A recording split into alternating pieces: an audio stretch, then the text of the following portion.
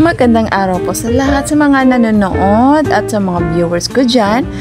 For today's video is educational na naman tayo tungkol naman sa mga sangkap sa pagluluto natin na pwede natin i-share. So, ito guys ay tanglad ang tawag sa amin. Oo, alam mo ba guys, ang tanglad is a natural remedy ng high blood pressure. Tinatawag ito sa English na lemongrass. Charot! Ito ay pampababa din ng blood sugar sa mga diabetic. Oo. So, sa atin dito sa Pilipinas, guys, kasi sangkap ito sa pagluluto. Kasi masarap ito, kasi mabango. Masarap talaga sa pagluluto na kasama ang tanglad. Oo, lalo na sa mga sabaw-sabaw. Oo. Pero sa ibang lugar, guys, ginagamit pala to sa natural remedy sa mga pananakit ng tiyan. Dahil ang lemongrass, guys, is antibacterial din at saka nakapagpababa ng stress level ng isang tao.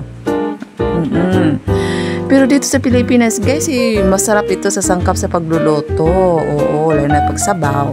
Oo. Tapos mainam din ito sa mga pampawala sa mga lamok-lamok. Kaya maganda din na magtanim tayo ng marami para hindi tayo maraming lamok. Oo. So, ang katabi niya, guys, nakita niyo itong mga dahon-dahon na green na maliit. Ito ay sili, guys. So, dalawang siling klase ito eh. Yung demonyo na sili at siling labuyo. Itong nakuha ko ay siling labuyo. Oo. So, ang siling labuyo din, masarap ito sa mga sangkap sa pagluluto. Lalo na pag may sausawan na maanghang-anghang. Oo. Pero sa ibang lugar, guys, ginagawa ito ng ginagawang healing o natural remedy sa mga kanilang mga sakit-sakit. Dahil ito ay nakapagpababa ng blood cholesterol kapag inahalo ito sa pagkain. Wow, ang ganda talaga ng kulay green. Oo. Tapos ang sili, guys, is anti-inflammatory din. Kaya pampalakas ng resistensya. Oo. Mainam ito kapag may sipon at nakapagpa sa ating hininga. Oo, paluwag. Oo. So, yun lang guys ang i-share ko sa inyo guys about sili.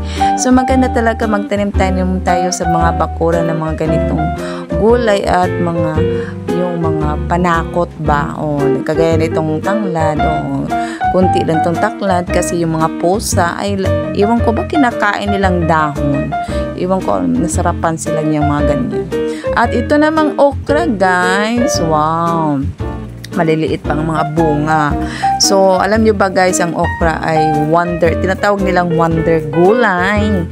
Kasi may nakita ko sa MD Healing sa TV na ginagawa nila itong okra water. Kasi nakakagamot daw sa prostate cancer.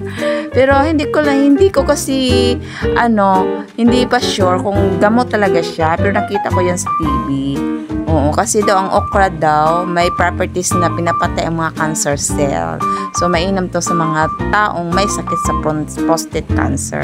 Yun lang ang nakikita sa MD Healing yata yun. Oo. So, guys, huwag kalimutan mag-like at mag-follow sa hindi pa nakapollow. Tapos, kung gusto mo may tanong, mag-comment lang sa comment down section, guys, at para makilala kita. Tapos, subscribe. So, yun lang, guys. Maraming salamat for support and for watching. And that's all for today. Thank you, guys. Salamat.